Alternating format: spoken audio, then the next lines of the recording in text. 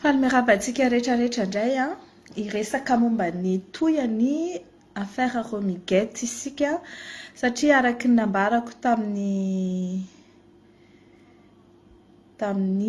alarobia tamin'ny lakamisy teo zany a no nanomboka alarobia après-midi no nenon'ny avokany zany a ny fiarovan-tenan'ny Romy ary ny Zoma ny procureur indray kosa nanao contre interrogatoire anazy. Tiako nampiarahana reo satria mba hampamoramora an'le fintina dia tiako hoe ina version-ny sy ina version-ny rehefa teo amin'le contre interrogatoire dia amin'izay tsika tsy lany fotoana fa miverimberina be manko le izy.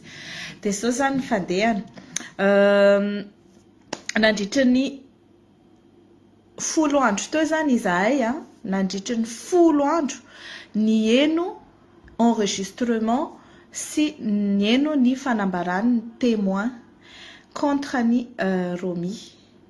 Nandritra n'izay 10 andro izay dia naverina indroa misy averina indroa le enregistrement sady eo le témoin dia ametrahana fanontaniana dia alefa kely enregistrement dia ametrahana fanontaniana izy mikasika an'iny dia ohatrany hatrany tamin'ny voalohany nenona fotsiny le enregistrement rehetrarehetra tamin'ny fandroany sady ametrahana fanontaniana le témoin no mihaino l'enregistrement. Zany hoe ny tiako tenena dia le juré 12 izay nanatrika teo zany dia nanomboka hatramin'ny netombohan'ny procès ka hatramin'ny Zoma teo dia nanatrika teo foana ary naheno daholo ary zareo tsy vitany hoe maheno fa misy dossier ohatr'izany eo aminazy eo avadika tsikelikely dia miaraka amin'ny écouteur dia mihaino dia mandray note izy mandray izay note tiany soratana eo. Dia tamin'ny lakamisy zany dia ny avocat ho an'izay tsy mahafantatra moa zany atao hoe avocat dia mpisolo vava. Ny avocat mpisolo vava, ny juge mpitsara, samy hafa ireo. Ny juge mijery ny raharaha dia mandinika hoe iza meloka iza tsy meloka. Ny atao hoe juré aty amin'ny tany Anglisy sy any États-Unis sy amin'ireny firenena mampiasa ny atao hoe common law reny dia misy juré. Zany juré zany dia ohatrany hoe mpitsara mpanampy izay fidina eny amin'ny fiarahamonina anampy an'le mpitsara le juge anao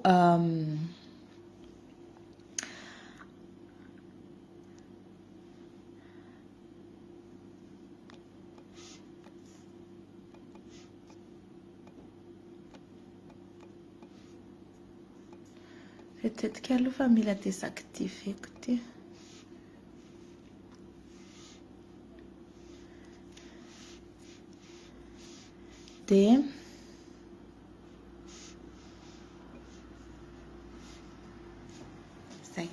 Dia le juré 12 reo manome ny aviany amin'le mpitsara rehefa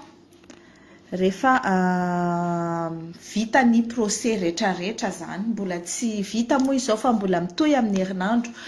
Dia zareo zany mandinika ambony ambany reto ny pirofo reto ny fanadihadiana natao ty ny voalazan'ny vavolombelona, ty ny voalazan'ny voapanga ary ty ny voalazan'ny fanenjenana ny prosecuteur dia manao plaidoirie ny défense ny avocat ny voapanga amin'ny farany indrindra dia eo amin'izay izy mandinika hoe meloka sa tsy meloka i Romy. Dia maka fotoana lavalava zareo na fohifohy mety hoe afaka adiny iray izy dia mamoaka, mety hoe afaka 3 andro 4 andro na ohatrany izy mamoaka hoe meloka sa tsy meloka le olona. Dia rehefa hoe meloka le olona dia manome daty indray le juge hoe eny ary meloka izy zany dia amin'izao daty mamoaka ny verdict na ny didy hoe voasazy zao taona hatramaizina izy na lamandy izy zao taona zao ny lamandy alohany na hoe tsy meloka izy ny juré dia lazaina fa tsy meloka zany le olona. Engane ka tsy ho adala le juré fa ho lazaiko anao qu'est-ce qui s'est passé.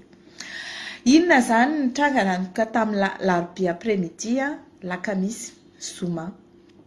Ny ligne de défense andromi zany hoe ny fiarovan-tenany zany dia hoe za tsy nanao nininona, za tsy nanino tsy naninona, za tia ny Madagasikara, za miasa ao amin'ny gouvernementa, tsy nanao afa-tsy ny asako ary iza dia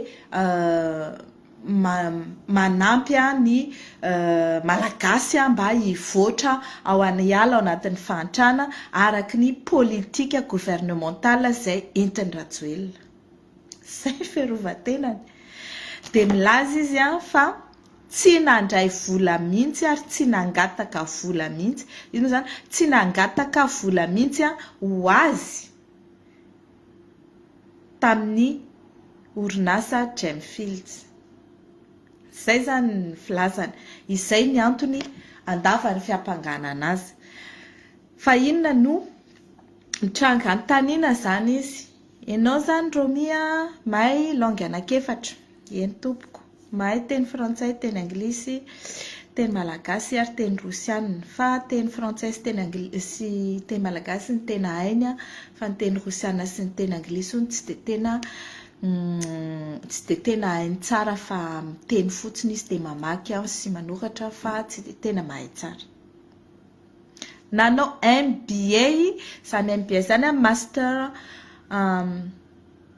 of Business Affaires taty à Londres izy ary mikasika ny RSE zany bac plus 5 zany 2 ans ao aorianany licence ny MBA. Dia io natao amin'ny teny anglisy ranoray dia milaza izy fa tsy mahay teny anglisy, misy zavatra hono tsy azony. Eny ary. Dia izy président ny commission éthique sy lutte contre la corruption ny GEM na groupement des entreprises de Madagascar any Madagascar. Zany hoe fikambanany mpampiasa vola malagasy ny secteur privé. Izy niasa tamin'ny orinasa manao extraction minière sy mine sy pétrole. Et voilà, tsy maintsy manana TOEFL ary tsy maintsy mafeny 950 amin'ny score TOEIC. Zay zao raha nanao tsy za koa raha milaza hoe any anangamba tamin'izay 750. Dia ny olona izay hanao MBA tsy maintsy mafeny 950 zany raha te handeha hanao MBA amin'ny teny anglisy dia tsy maintsy mbola manezaka aloha manao teny anglisy jusqu'à 950 niveau anao, zany hoe parler fluently. Sady mahay miteny ianao, mahay manoratra ianao, mahay mamaky ianao, mahay tonga dia rédiger zavatra technique amin'ny teny anglisy. Master of Business Administration. Dia RSE zany resaka environnement sy redevabilité sociétale amin'ny environnement. Zay nitika le RSE. Ary io RSE io masarotiny be mihitsy ny aty avelany aty. Fa ao Madagasikara atao fitadiavam-bola le izy. Ça c'est une parenthèse. Zany hoe nianatra zany ty ramatoa nianatra RSE mba ahafahana amin'ny négoce amin'ny société zay investir ao Madagasikara hoe inona ny responsabilité sociétale ataonareo. Inona ilay responsabilité sociétale sy environnementale. Hoe inona ny retombées économique sy fierovana ny environnement ary ho an'ny fiarahamonina izay anaovanareo investissement eto Madagasikara. Raha zavatra tena important be io aty andafy aty sy eran-tany ao Madagasikara tena hitantsika ve hoe misy an'izany RSE zany ao Madagasikara. Hitantsika ve tena misy retombées socio-économique environnemental ny investissement Madagasikara. Misy an'izany ve ny ataony ISCO, neny QMM, neny Ambatovy, neny Madagascarol, neny tsy haiko tsony. Izy mianakavy rehetrarehetra tsisy. Atao fangalam-bola fotsiny io satria toizako le procès nandazany izy mbola lavo ny fampangana azy tsy nangataka vola tamin'ny Gemfield hono izy ary izy dia expert niarany asa tamina société trandraka extraction minière sy trandrakarena kibontany sy pétrole efa représentant ny CNOC izy CNOOC sy représentant ny efa niasa tao Madagascar akoatra ny asa hafa fa reo zany teneniko fa rehefa nifampiresaka tamin'ny Gemfield izy dia nahatsapy izy fa tsy manana ny expertise ilaina ka dia noho izany napiditra ny tabuto ao anatin'le fifampiresana satria honya i tabuto dia efa zatra amin'ny fanaovana dossier momba ny zany resaka extraction minière zany ary izy nahita fa i Gemfield dia orinasa tena intéressant be mihitsy ary tena mety amin'ny Madagasikara ny idiran'ny Gemfield ao a Madagasikara ary dia niteny tamin'ny folan'ny Républicain Rajoelina hono izy hoe intéressant be ty société ty ary tena ataontsika izay idirana io atao Madagasikara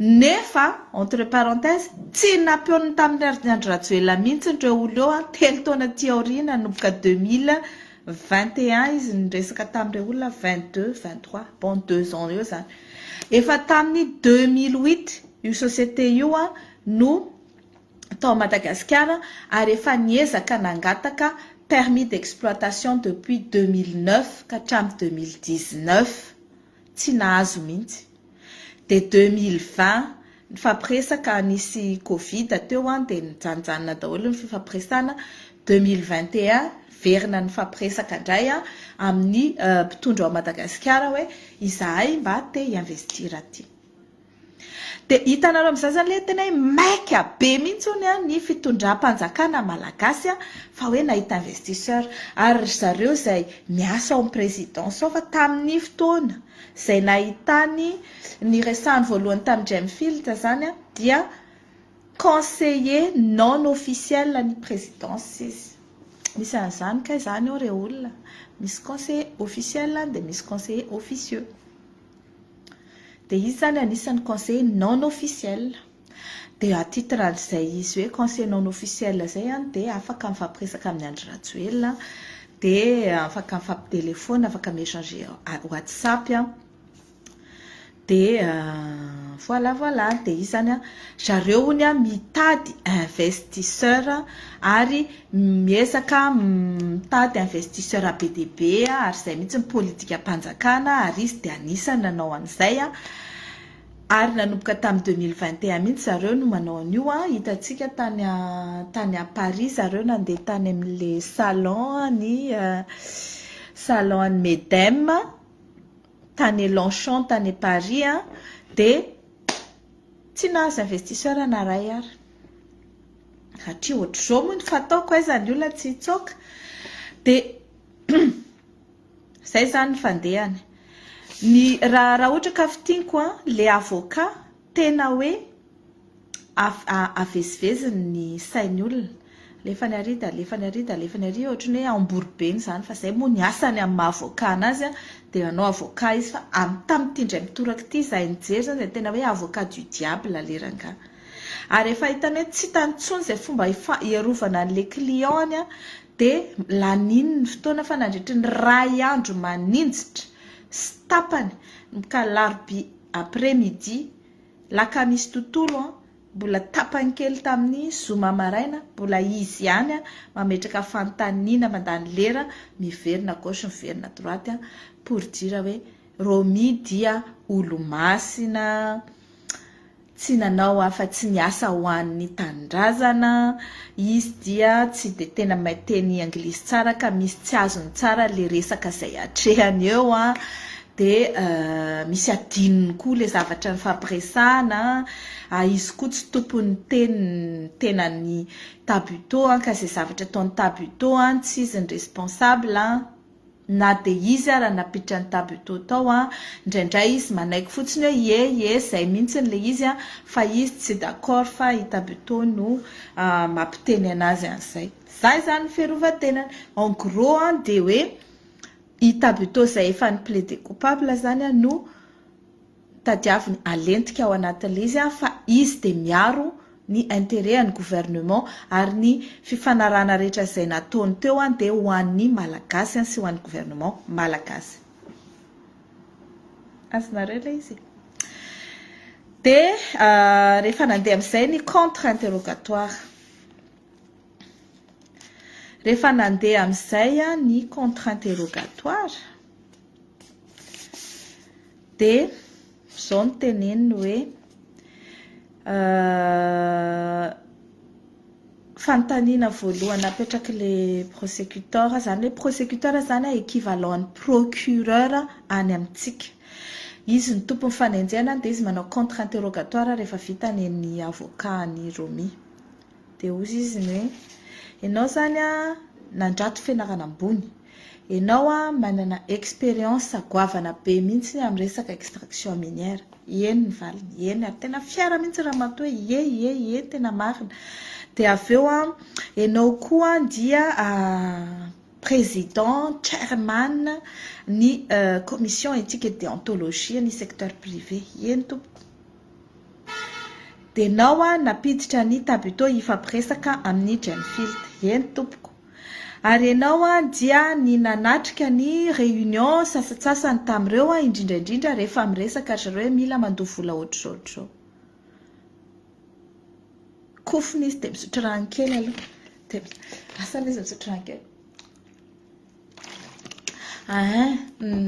Fa tsy dia tena hoe azoko loatra j'ai rien compris, tsy dia tena azoko loatra ilay zavatra resahana eo izy. Izy amin'io manam-pahaizana be, izy amin'io napiditra an'ilay olona, izy amin'io efa zatra miresaka minina. Fa rehefa tonga fanontaniana hoe dia ianao nanatrika an'ilay izy amin'ity olona izay nampidirinao dia hoe en fait za indraindray ozy sy fotoanako somary maimaika sy fohy izay rehefa miona tsy dia tena hoe mitraina be dia tsy dia tena azoko loatra ilay zavatra resahana dia manaikinaiky fotsiny. Ianao ve aussi le procureur président en commission éthique sy lutte contre la corruption en secteur privé dia tsy hitanao eo ambany masonao eo io Tabuto sy ny orinasa Gemfield midiscuter miady varotra volana corruption. Tsy izay fahazahoko anazy sa fahazahoko anazy dia karamany ny Tabuto. Ary izany natoko be any Tabuto io izy natoko be anazy satria za ozy izy no napiditra anazy tao anatin'le fifampiresahana dia miezaka ozy izy ametraka fitokisana tanteraka taminy dia tsy nieritreritra mihitsy hoe andeha hanao an'izany izy.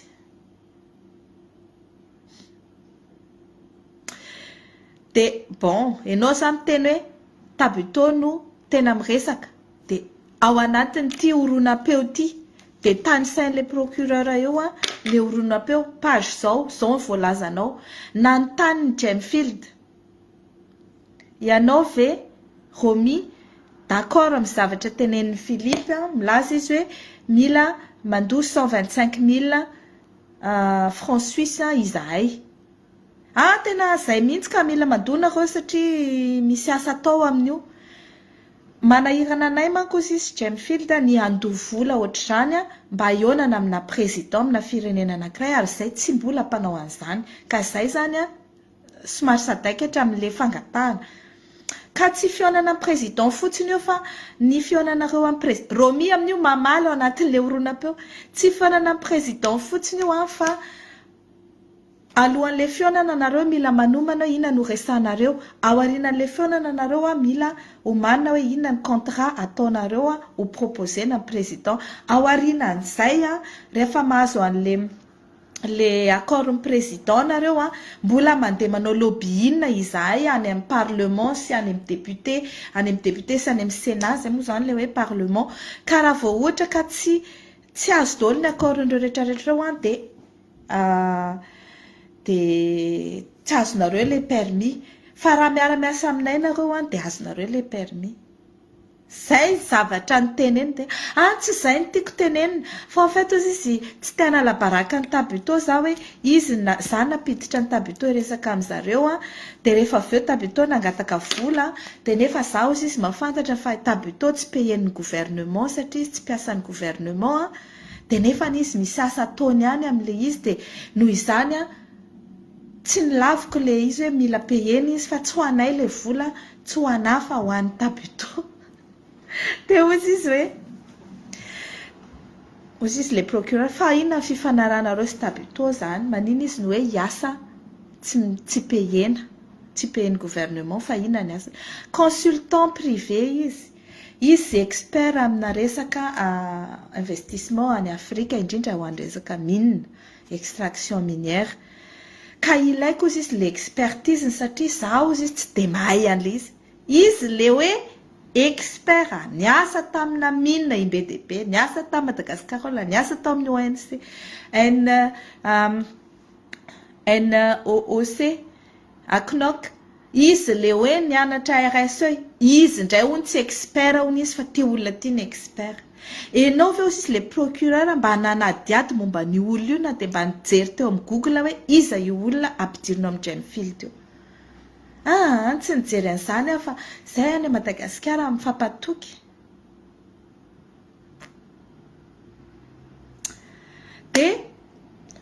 de matoky be hono izy de za ozy izy niteny tamin'ny tabito hoe ty misy investisseur tena intéressant be tena ilain'ny Madagasikara ary tena faly be i président hiara-hiasa amin'zareo io fa mila préparer tsika le dossier de ny piasan'ny présidence zay miaraka amiko ny équipe akao efa misy dossier 15 ataon'zareo de tsy manam-potoana izy fa tiany enao manao anazy fa sangy izay tsy manam-bola ipayenanao de ahoana zany hono nataony tamin'ny tabito de ozy izy tabito hoe tsy maninona fa mahita fomba i se faire payer vana foana ako ka amin'ny teny anglisy de hoe don't worry I will find a way to be paid zany hono navaliny tabito taminazy de za ozy izy zany rehefa mifampiresaka ny Gemfield sy tabito de mieritreritra an'izay foana hoe I will find a way to be paid de tsy te anavasoka ny tabito satria izy mba mila payena fa asa be nataony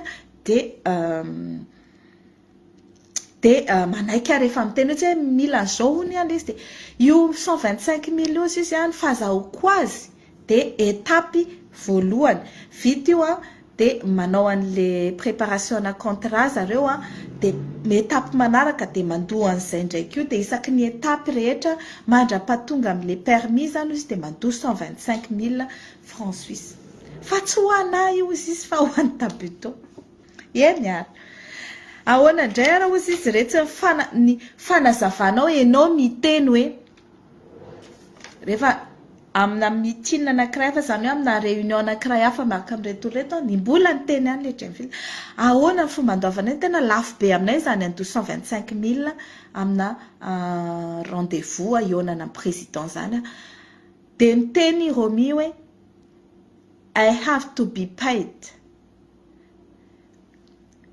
because I have to pay my team mila payenareo za satria za mila mipaye ny ekipako inona ny tianao tenenina amin'izany ozy izy le procureur misy malentendu fa le team resaka tabito satria eritreretiko eo anatin'ny ekipako izy foutage de gueule eo aloha izy miteny tabito tsy piasan'ny présidence tsy ao anatin'ny ekipany fa ny ekipan'izay miasa amin'ny présidence efa manao zavatra hafa de eo indray izy avy eo miteny i tabito le resako eo anatin'ny ekipako iny fa satria izy manao an'le asa fa ny tsy afaka teneniko hoe tsy ekipako izy fantatry Gemfield hoe piasan'ny présidence tsy piasan'ny présidence ity rangahy Philippe ty fantany tsara hoe tsy piasan'ny présidence izy fa saingy na i président ary na i Andry Rajoelina raha de malala hoe i Philippe manao an'le dossier ary mandany fotoana be manao ny dossier de fantany hoe i Andry Rajoelina mahafantatra hono zany hoe se faire payer amin'ny dossier io Philippe Izany ny zavatra resahan'ny Romy teo amin'ny contre interrogatoire. Dia ianao zany i Philippe zany payen'ny Gemfield izy ampey anao. Zaho izy payen'ny fanjakana ary mahampy anany karaha man'ny fanjakana fa za koa sady misy carburant, misy tomobile, mietohana ny zao tena ampy anahy largement izy ny karamako. Ah bon.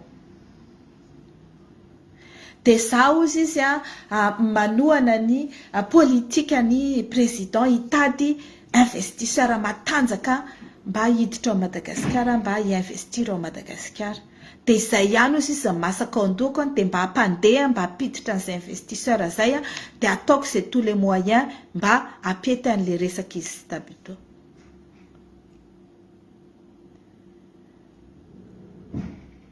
Zay ny fanazavana. Faharoa, ahoana indray zany fanazavanao hoe nisy fionana tamin'ny mars 2023. Nisy zavatra nomanina plutôt nisy réunion nomanin'ny Michou tao amin'ny présidence, tao amin'ny Michou izay conseiller d'ambassade ao à Paris. Nanomana réunion entre ny Tabito sy Sean Gilbertson izay CEO ny Gemfield. Dia tonga dia nijapiny Romy ilay izy dia najany hoe tsy mahazo atao io fionana io satria nahoana dia nanulena ilay fionana fa maninona no dia hoe ka satria ozy izy tsy zaho izy nanakana an'ilay réunion fa Rajoelina nanule an'ilay izy. Fa maninona nanule ny Rajoelina? Tsy fantatro izy fa izy ihany manapaka hoe iza inona ny tiany réunion tiany andehanana na tsy. Nefa misy enregistrement milaza mifampiantso i Charles izay représentant ny soi-disant zany représentant ny Gemfield izay agent infiltré any NCA m'enregistré ny conversation an'zareo rehetrarehetra nanomboka tamin'ny fotoana nangatany retsy vola dia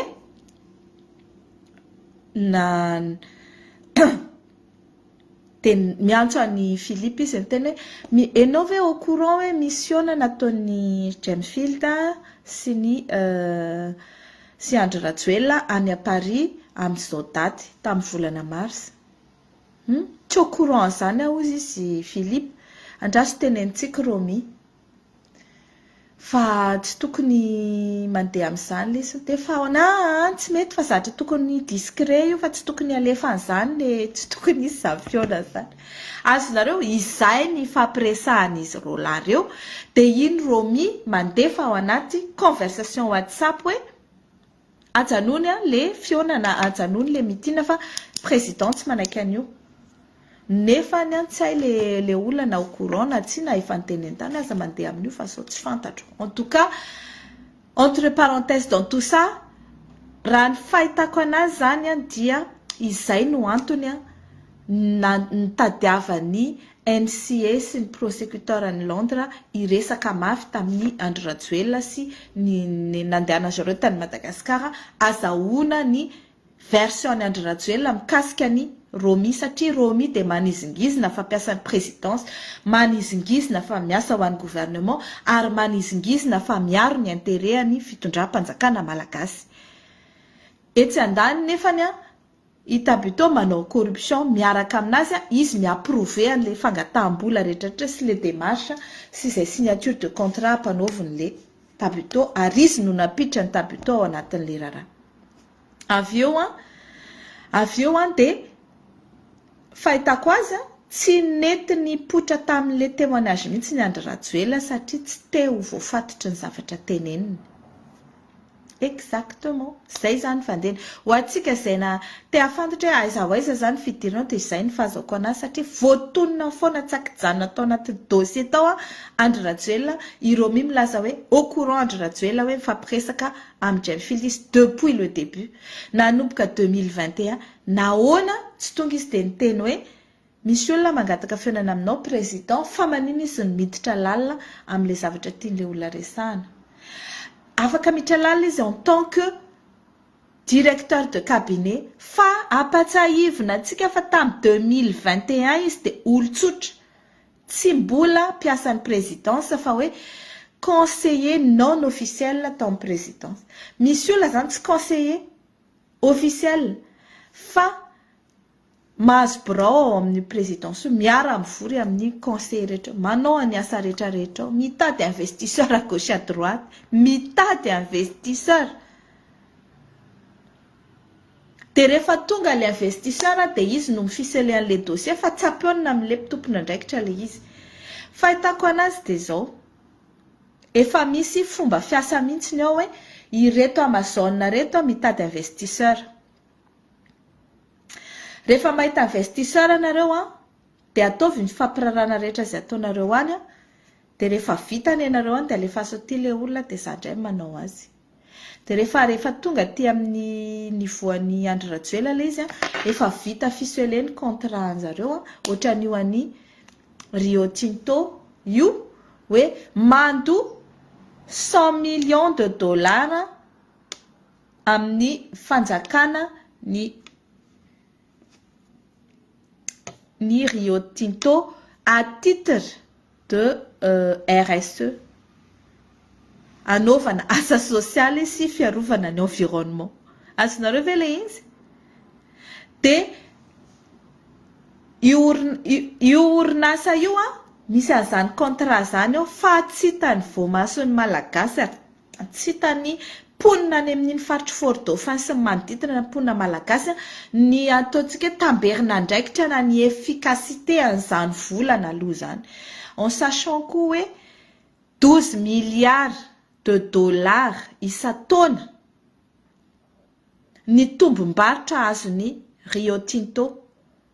Tsy mbola nanome na ny ariary ary izy ao anaty kitapo-mbola-panjakana à titre de dividende na dia manana 25% de dividende ao amin'ny Rio Tinto arany Madagasikara. Tamin'ny voalohany hoe 15% dia hoe nampiakarina le izy fa na io 15% aminazy ananany hatramin'izay ka hatramin'izao tsy mbola nazy na tapany ariary tamin'ny Rio Tinto ny gouvernement malagasy.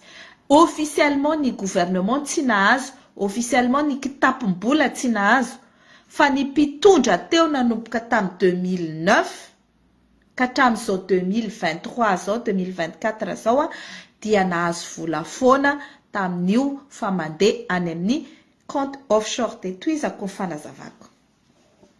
Fiarovan-tenan'ireo mi zany dia hoe mody gisy izy hoe tsara n'le zavatra resahana.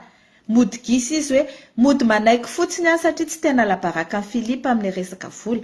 Mody gisy izy milaza hoe za tsy mitaky vola fa ny anahako za mireprésenter ny intérêt ny gouvernement eto, mireprésenter ny intérêt ny président, mireprésenter ny intérêt ny malagasy fa mila investisseur atsika.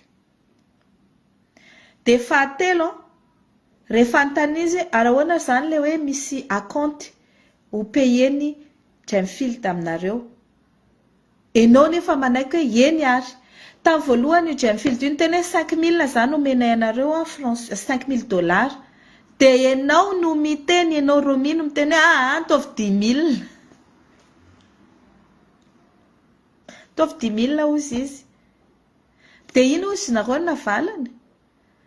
Ka zao izy mieritritra hoe plus zareo manome acompte plus izy mandroso lalindalina amin'le fifanarahana, plus izy me mandeha le fifanarahana dia zany hoe mevonina mampiseho an'zareo fahavononana investir ao Madagasikara ny fanomezany acompte. Ka io acompte angatahana io izy plus le izy betsaka dia plus zareo engagé. Dia izay na tonga nanangataka hoe azo atao 5 000 fa atao 10 000. Zany ny zavatra fiarovan-tenany teo. Dia ny tena dia le 10 000 io izay hoe lazainao zany io 10 000 io tenenao ao anaty conversation ihany hoe sao dia tsy mifankahazo resaka tsika, zay zany fitenin'ny Romi eo amin'ny telefona manjain'le Gemfield. Sao dia tsy mahazo resaka tsika fa 10 000 tsirairay neny Romi sy neny Tabuto 10 000 dollars. Dia ho aniza zany 10 000 izay teneninao hoe ho anao sy ho an'ny tabutô tsirairay io. Le ho anao izy tsy ho anà le isa ho an'ny malagasy. Zay no nataony. Tsy ho an'azy le isa ho an'ny malagasy.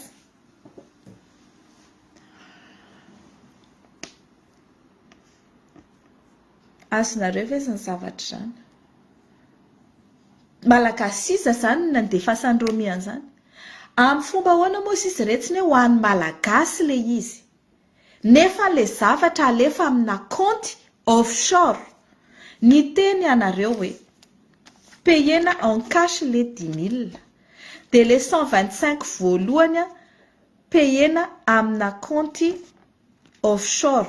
Payena en pierre précieuse. Satria ny teny mihitsy i Philippe hoe afaka payenareo cash zay na virement na pierre na or.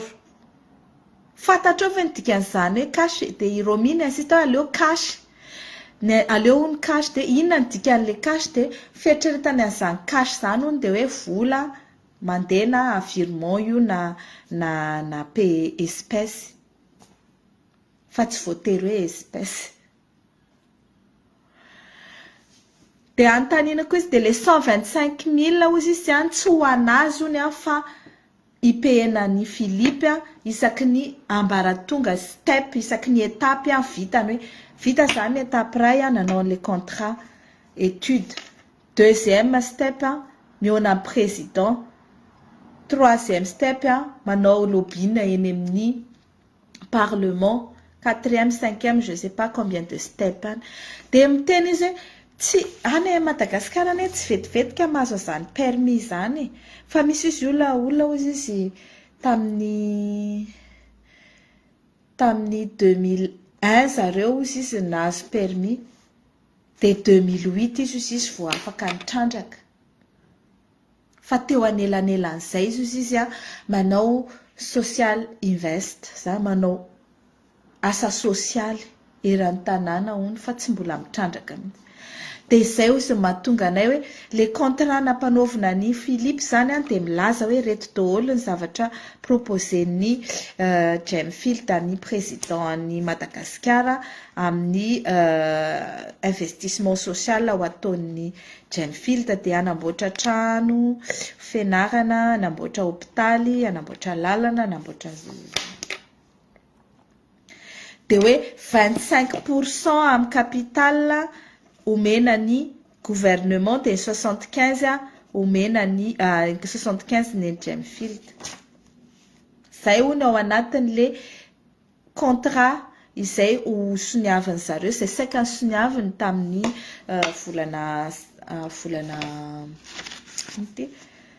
volana aogositra lasa teo. De hoe inona zany io 125 io? Le izy ho an'ny Philippe. Ho an'ny Philippe. De inona indray zany le 25-75 de ho an'ny État malagasy le 25 ho an'ny tabolam-panjakana. Ary ao amin'le 25 io nareo mbola miteny indray hoe amin'ny mena 5% ny orinasa fiduciaire suisse. Commission inona moa filazana zareo anazy? Cher commission. De hoe tsy fantatro ny dikan'izany. De hoe tsy fantatra ahoana. Tsy haiko tsara le fifampiresana na de teo ary zany ny teneniny fiarovan-tena tsy azony tsara.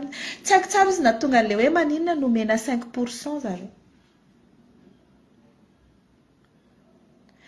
De manontany ny procureur rehefa ianao indray zany miteny hoe tsy fantatrao le 5%. Nefa ekenao le izy eo maso eo hoe amin'le 25% tokony omena fanjakana zany de omena anareo nisany hoe tsy ho anay ka, tsy ho anay fa ho an'ny Philippe.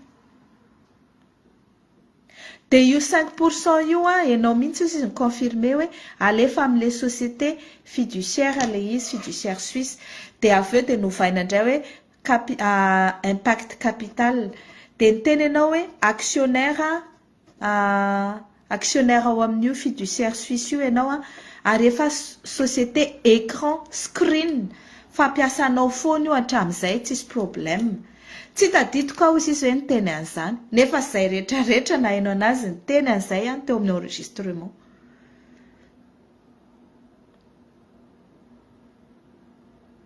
dia niteny koa izy hoe dika ny antony nanekeny hoe alefasa amin'ilay groupe impact capital izay any Tabuteau izy le 5% dia efa fanao any Madagasikara ozy izy ny hoe tia misy vola anaovana asa sosialy omena société anankiray dia arotsaka amina compte-na privé io dia le privé manao an'le asa ho an'ny fanjakana taiza reto nisy izany tao Madagasikara taiza nisy an'izany hoe nisy ohatra hoe nampiasa vola ny ISCO dia hoe tia misy vola anaovana asa sosialy any amin'ny faritra izay trandrahan zareo any dia misy société privé omena an'le vola izay mireprésente 5% du capital dia iny orinasa iny avy eo nandehananao ny lalana ny sekoly ny hôpitaly teo amin'ilay toerana taiza nisy an'izany taiza fa dia sisy efa lainga teo fotsiny olona dia zahay tsy afaka miteny fa mihaino fotsiny dia hoe andray fa heureusement engane tsy adala koa ireo membre du jury ireo ka eritretra ohatra zavatra fa nitenen'ilay ramatoa ao anaty enregistrement zavatra fa niteneny eto mialamiala bala fotsiny izy teny indray koa zany hoe ahoana fandeha le 75-25 dia Gemfield no miproposé an'io hoe omena 25% ny gouvernement malagasy fa zany ozy izy tsy mbola voatery hoe tonga dia anaiky an'izany ozy izy Andry Rajoelina fa rehefa mihaona ry zareo dia izay no anatin'le contrat nampisoniaviny Philippe Gemfield hoe izay nandaniny Philippe fotoana sy rondosy ny expertise ny rehetrarehetra hoe 25 ho an'ny fanjakana malagasy dia 75 an'ny Gemfield dia amin'io 25 io 5% mandeha ao amin'ny groupe impact capital izay any Philippe ary izy romi dia mpiara-miombonantoka amin'io société fa tsy misoratra n'aiza n'aiza zay koa dia nitenen'ny Romi hoe ny anarako dia tsy hisoratra n'aiza n'aiza azonareo an-tsaina angamba izany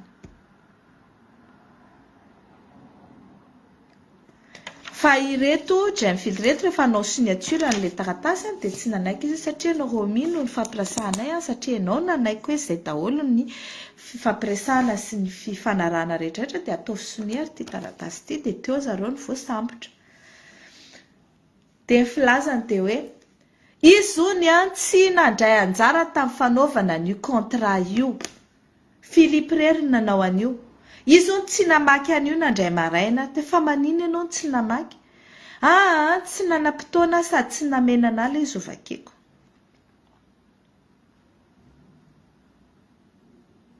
tena marina tsy namaky hony izy dia azonareo tsara fesany cohérence ny zavatra teneny izany izy olona tompona ndraikitra efa 2023 zany izy efa chief of staff ny Andry Rajoelina efa directeur de cabinet directrice de cabinet tompona ndraikitra zany responsable manana andraikitra manana didy manana obligation de résultat hoe hitady investisseur ity investisseur tadiavinao mifampiraraha eo ambany voamasonao soutonné devant tes yeux entendu par tes oreilles mbola mahazo ny avalinanao mangataka vola amin'ilay société anao investissement dia ianao miteny hoe tsy tena henoko le resaka j'étais pas dedans I miss date ça m'a échappé je ne comprenais rien j'ai pas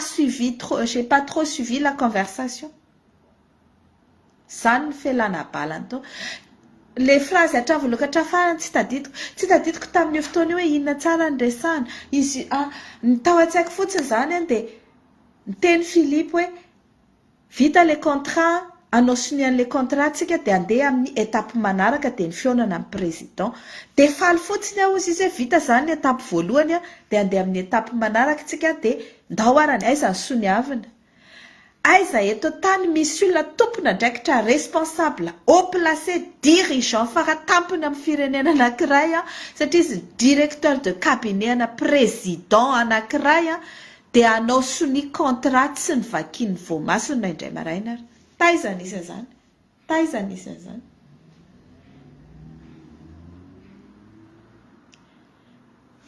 izy amin'io manam-pahaizana be diplômany angambany amin'ny metatra dia hoe andeha hanao soni dia hoe tongava nareo aty a Londres zany hanao soni dia niazakazaka za maika andeha ho any Londres hanao soni inona ny andeha ho ataonao tsy nosoniaviny tsy ny vakianao kory zany hony le izy dia tsika ve dia mino hoe tsy namaky tokoa izy nareo ve mino hoe tsy namaky izy nareo ve dia mino hoe tsy fantany ao anatin'io contrat io nareo ve dia mino hoe i Philippe Rery nanao ny contrat fa izy tsisy idirana izy no spécialiste diplômé RSE fa tsy Philippe i Philippe panera any Afrique panera intermédiaire dia le spécialiste tompona ndraikitra tsy mamaky an'le contrat hoe aiza ny soniavina bon dia ao anatin'le contrat hoe ho soniavina misy soratra hoe ty 25% ho an'ny état malagasy dia ity 75% ho an'le mpamatsy vola ho an'le tsy mpamatsy vola moa zany fa mpampiasa vola dia ianao ilazy dia hoe ianao manao sonian'iny nefany ianao représentant ny gouvernement dikan'izay miengagé an'ny gouvernement ny fanaovanao ny soniany dia avy ianao milaza hoe fa na izany arany président de la république mbola tsy tonga dia manapaka amin'io fa tsy tonga dia aki ny accorny fa rehefa izy manaiky izay vao aki ary na manaiky ary izy ka mandany any amin'ny assemblée nationale sy ny sénat dia tsy raikitra le izy dia milaza izy fa hoe mila sécurisena izay koa ny défense manaraka ao anatin'ny ronapeo izy milaza hoe ny étape manaraka zany dia misécuriser ny investissement anareo ka amin'izany étape na sécurisation ny investissement anareo zany dia na miova ara ny gouvernement miova ny régime ka hoe tsy lany tsony Andry Rajoelina dia izahay miassure anareo fa mbola mitoy ny investissement ataonareo na miova ara ny régime dia izay hony ny anton'le 5% omena ny impact capital azavao izy le prosécuteur inona ny tianao tenenina amin'izany tsy haiko aloha zany resaka sécurisation d'investissement zany fa i Philippe ny teneny zany ny tenenina avy eo ny fahazahoako an'le izy dia hoe akaiky élection antsika zao tsy afaka anapaka zao dia zao Andry Rajoelina fa rehefa ao aorianany élection raha lany izy dia izay tsika vao mijery dia izay ny mahasécurise an'le izy ary ao Madagasikara ozy izy tsy ny président any république akory no manapaka amin'ny contrat anankiray fa ny assemblée nationale ka ny assemblée nationale ozy izy mbola miasa miaraka amin'ny sénat ny sénat ozy izy dia représentant élu eraky ny collectivité décentralisée ka raha ohatra ka ireo sénat reo ozy izy no misakana ny projet anankiray dia tsy mandeha le projet za ve sénat any amintsika re olona tena zany ve nataon'ireo sénateur reo misakana projet anankiray dia tsy mandeha fa zay ho c'est dommage hoe tsy eo amin'le hoe afaka miteny tsony ianao hoe tsy marina zany sao dia mba tokony anontaniana comment ça se passe exactement ny Madagasikara fa dia ny fahanany lainga tena ohatrany hoe fahanany lainga fotsiny teo le juré sy le prosécuteur fa ny zavatra tsy fantany le prosécuteur 10 jours minandritry ny 10 andro angarangidina hoa izahay tsisy ninina natao afa-tsy ny eno an'ireo enregistrement sy ny eno ny témoin rehefa tsy mahita avaly raha matoromi dia ozy izy hoe tsy haiko tsara le resaka tamin'izany, tsy azoko tsara le resaka, tsy haiko tsara le teny anglais sarosarotra. Na hoe maimaika be za tamin'io dia nekekeko fotsiny le izy fa hitaboto amin'ny teny hoe ekeo hoe ie dia nanaika. Olona responsable izy amin'io, olona tompona ndraikitra ambony dia hoe asaina hoe ekeo fotsiny le izy dia ekeo. Le olona tena hoe ekeo fotsiny hoe nangalako vola ty olona, ie omeo azy le vola, koty fe tsy maka. Dia izay zavatra izay zany ny fiarovan-tenany. Dia milaza izy hoe izy izao koa dia inona zany ny dikan'le akaonty, satria nanaikinareo omena akaonty dia hoe le akaonty ny anaovana asa sosialy, akaonty mandeha any amina compte offshore. Dia nametraka fantana indray ny prosecuteur. Enao moa zany président-ny commission éthique et lutte contre la corruption amin'ny secteur privé. Eny tompoko. Dia amin'ny fomba hono sisa ny tsy ahaizanao hoe reny compte offshore reny ange dia famotsian'olona vola sy fanaovan'olona paiement miala amin'ny circuit de paiement normal. Karaha tiana tsisy trace le paiement dia alefa amin'ireny compte offshore na ahoana tsy ahaizanao an'izany. Tsy haiko zany ozy izy, za tsy mahafantatra zany. Zany ozy izy président-ny commission éthique et lutte contre la corruption ozy izy fa tsy dia tena expert amin'izany loatra fa mba au fur et à mesure ozy izy mianatra fa Madagasikara ane ozy izy démocratie mbola tanora kely. Tena corruption manjaka be ao ozy izy dia izay ozy izy miezaka miady amin'izy mametraka tsikelikely an'le lutte contre la corruption. Avy eo aho izy vao mahafantatra an'izany, nareo miteny eto aho vao mahafantatra an'izany. Tsy fantatrao ve ozy izy le procureur natao hoe compte offshore? Fantatrao ve zany atao hoe compte offshore? Fahafantarako an'izany ozy izy dia compte any ivelan'ny Madagasikara. Tsy fantatrao hoe compte tsy misy taxe sy ohatr'izany any Suisse, any amin'ny île Vierge Britannique, any Singapour, Bangkok, any amin'ireo toerana rehetra ny tany sainy nareo sy Philippe anaovana. Tsy fantatro zany. Zany ny fahamaliny. Tsy hainao zany compte offshore. Foutage de gueule tena hoe foutage de gueule. Dia avy eo dia hoe zao koa ny teneny le 25% izay natao anaty contrat-ny Philippe hoe 25% ho any ata malagasy, 5% mandeha any amin'ny impact capital. Maninona no orinasa tsy any fanjakana no mandray an'le vola anaovana RSE, anaovana sosialy ho an'le firenena. Efa fatao any Madagasikara zany, any aminay manko izy efa zany pratika, mety hoe tsy pratika any ivelany sa pratika any Madagasikara hoe misy orinasa anankiray ozy izy ampiasa vola ao Madagasikara dia anao action sociale be dia be izy dia alefa ana orinasa privé anankiray ozy izy le vola dia iny orinasa iny izy manao an'le asa sosialy ho amin'ny fanjakana. Tsy fantatro zany na marina na diso fa raha zany marina dia fantaro fa tsy ara-dalàna zany zavatra zany dia zany ny fataony zareo.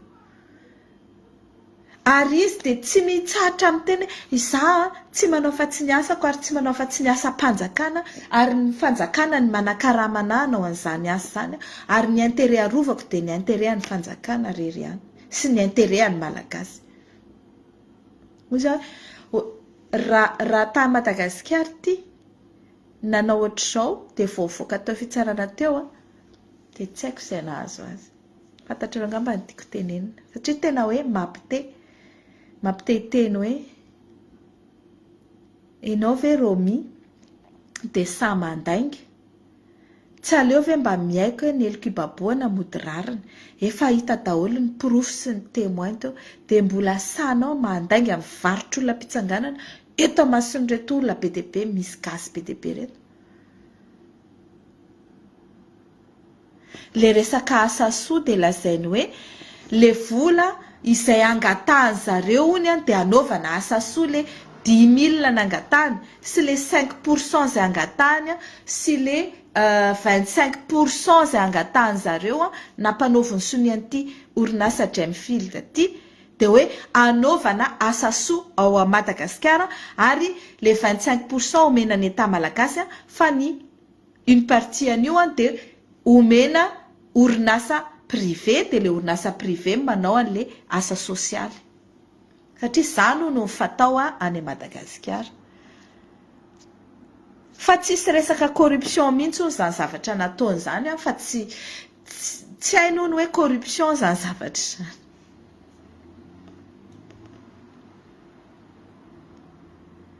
tsy haino ny hoe corruption zany fa ny masaka ao an-tsainy de hoe ty investisseur ty dia investisseur matanjaka mila miasa ny Madagasikara ka izay fomba ahafahana mampanao sonia anazy taratasy anaovana investissement ao Madagasikara ny tanjona de tsy de ny échappé anazy daholo ny pitsopitsony rehetrarehetra de natonga azy nanaiky tandeha tany Londres tamin'io ony de satria hoe hanao sonia an'le contrat anome 25% ho an'ny malagasy izay 25% nazavaiko teo hoe mandeha any amina orinasa privé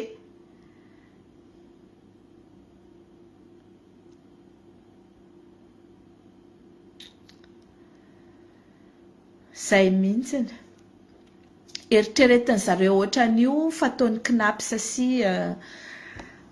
AFF io zany ny zavatra nisy en fait tsy hoe eritrereto fa izay ny zavatra nisy ny anahy zany tsy ho lava be fa tapitra ny lera de amin'ny herinandro indray tsika miresaka fa ny eritreritrako zany de zao hoe iny procès Andromi iny de ahitana mazava mihitsy hoe ohatry ny ahoana zany ny fikambanany jiolahy mitondra ny Madagasikara fa izao i Romi no tratra tamin'ny Mpatsaray tsy mivava fa ao mbola misy troupe BDB ao amin'io présidence io misy conseiller occulte misy conseiller spécial misy conseiller non spécial misy conseiller officiel misy conseiller non officiel mandeha mitady mpamatsy vola daholo ny asan'izy mianakavy de mivarotra ny Madagasikara sady monsieur sucré zany hoe maka zareo amin'izay azony alaina amin'le mpamatsy vola de ny ambiny aveo rehefa ficelé tsara de alefany amin'ny Andry Rajoelina zay mpitondra eo amin'izay de le mpitondra amin'izay aveo maka ihany koa de izay no mahatonga antsika mianakavy ao anatin'ny fantrana lalina ohatrin'io ity procès ity de procès any Romi sy Tabuteau izay tratra ny araka taminy ny anankiray efa ny plaidé coupable fa ity anankiray ity mbola miziriziry milaza fa tsy diso ony izy tsy nanao naninona tsy naninona ony izy nefa ny zavatra rehetra teneniny de hoe namidiny zareo ambongadiny Madagasikara fa heureusement le olona tsy nanaiky fa ny zavatra andrasako zany zao de hoe rehefa mivoaka ny didim-pitsarana na mbola tsy mivoaka ny didim-pitsarana amin'ity raha ty inona no mba ho ataony Bianco any Madagasikara inona no ataony ina moa ty pôle anti-corruption any Madagasikara satria zany ny asan'ny pôle anti-corruption tokony anao fanadihadiana amin'izany hoe ireto misy orinasa voatontonona tamin'ny affaire Romi de ahoana marina fandeha satria hita zao hita proof fa nandoha vola millions des centaines de millions de dollars ny orinasa QMM mba ahafahany miverina mijanona ao a Madagasikara ampiasa vola en même temps izy mahazo tombom-barotra tsy toko tsy foroana fa tsy équilibré mihitsy le vola lohany amin'ny Madagasikara sy ny tombom-barotra azony eo anelanelan'izay Madagasikara actionnaire ao amin'ny orinasa io tsy mbola nandoavany na dividende 1 ariary na 1 dollar arany mandraky ity ny androany izany zavatra hoe tsy mendrika izy fanadihadiana lalina fa tsy tokony hoe anateny isika hoe sao de zareo anglisy na ny NCA National Crime Agency no andehanao an'izany fanadihadiana zany ho antsika fa isika kosa angina de hiandro eo fotsiny tsy atompoko anjarany mpanao lutte contre la corruption au Madagascar Transparency International isan-karazany RIA4 tsy haiko tsony ireo orinasa ireo association BDP mpanao lutte contre la corruption Madagasikara. So di laza koa nareo tsy hainay zany compte offshore. So di laza koa nareo hoe tsy hitanay hoe misy resaka corruption zany zavatra zany dia tsy hanao ny asanareo fa faly fotsiny hoe izahay mikarama dia manao rapport à gauche à droite. Fa tsy hita mihitsy hoe inona ny lutte contre la corruption ataonareo fa ohatran'ny commission éthique et lutte contre la corruption AGEM fotsiny. Tsy mahalala na hoe inona ny atao compte offshore. Tsy mahalala koa hoe misy io. Aiza koa moa dia hoe tsy mahalala fa mody fanina mody hoe tsy mahalala. Fa eto zany ao aorianan'ity procès Andromy ity dia tokony isy fanadihadiana misokatra amin'izay arany tokony isy fitoriana mirarakompana ao Madagasikara hitorinan'ireo olona rehetrarehetra izay tokony ho voasaringotra de près ou de loin amin'ny famarotana ny harem-pirenena ao Madagasikara. Tsy voatery hoe Gemfield ihany. Tsy voatery hoe ny Gemfield nefa vitany tany amin'ny fireneny fa neo hafa mbola ao Madagasikara reo ahoana. Satria zany ny pratika misy ao amintsika ao dia tsika rehetrarehetra eo dia hoe ka izay mahantra dia tsy afaka miady. Fantaro zany eny mampahantra anareo tsy ahafahanareo miady fa zay. Ary ny teny Romy laza izy hoe le filaza nono hoe tary amin'ny voalohany indrindra hoe inona ny tianao tenenina amin'le hoe I have to be paid. Dia hoe nisy an'izay koa hoe you paid me and I pay myself. Dia hoe ny tiany tenenina amin'izany hono dia hoe rehefa avy mipeye ny étape rehetra izay nataon'ny Tabuto ny Gemfield dia miakatra hono ny niveau de vie ny malagasy fa niveau de vie hono ny tiany resahana amin'io hoe rehefa mavita an'ilay étape rehetrarehetra ny rana tamin'ny Tabuto i Gemfield dia hiinvestiro ao Madagasikara dia hampiakatra ny niveau de vie any malagasy hono izay dia izy hono tena hoe izy tsy mila payena fa izy efa tsara efa bien payé ao amin'ny présidence. Cohérent ve zany zavatra zany? Tsy cohérent mihitsy na le phrase-ny ary. Fa dia izay ny zavatra navaliny izay hono ny tiany tenenina amin'io. Rehefa nanontaniana izy hoe inona ny dikan'izany inona ny tenenao hoe izay mihitsiny. Nasaina ny teny fotsiny nasaina nanaiky fotsiny hoe ekeo le izy dia mba tsy tena labaraka dia nekeko le izy. Fa zaho izy ny tena mahatsiaro voafitaka be mihitsy mahatsiaro be mihitsy hono izy voafitaka fa natoky be any Philippe Tabuto. Izay zany ny fandehany ho an'izay te hafantatra hoe voantso tao en tant que témoin ve Andry Rajoelina sa tsy natsoina tao amin'ny tribunal izy. Ary izay ilay nazavaiko teo hoe ny fahitako anazy natsoina niezaka niantso anazy ny NCA fa tsy nipotra mihitsy izy fa nitady excuse foana tsy andehanana satria tsy te hitemoigner. Voaroroy amin'io ve Andry Rajoelina tonga dia ho voasambotra tsy akoho ny valiny aza manantena hoe ny fitsarana anglisy ny andeha hampisambotra ny Andry Rajoelina fa anjarantsika malagasy manokatra fanadihadiana amin'izay orinasa rehetra nandraisan'ny zareo vola sy nameny permis d'exploitation ao Madagasikara. Mitohy amin'ny herinandro ny fitsarana dia amin'ny latsinainy mbola mety misy mitohy ihany ny contre interrogatoire dia manao ny réquisition ny réquisitoire zany dia mitondra ny taky ny teny fitakiny mikasika ny fanenjena Andromy ny prosécuteur dia manao plaidoirie na mitondra ny teny fiarovany avocat Andromy izay zany zavatra hitranga amin'ny herinandro tsy mandeha ohatriny a Madagasikara hoe adiny ray adiny roa fa ny any tonga dia ray andro manintsitra ohatr'izany ihany bodany lohanao pause kely 5 minutes eny anelanelany eny. Dia rehefa vita izay rehetrarehetra ihany dia miandry ny juré anapa-kevitra meloka sa tsy meloka. Rehefa vita ny fanapa-kevitry ny juré dia mamoaka daty indray ny juge hoe rovina izy mamoaka ny verdict final. Amin'ny herinandro indray zany tsika miresaka fa izay aloha ny androany. Mandram-piona daholo.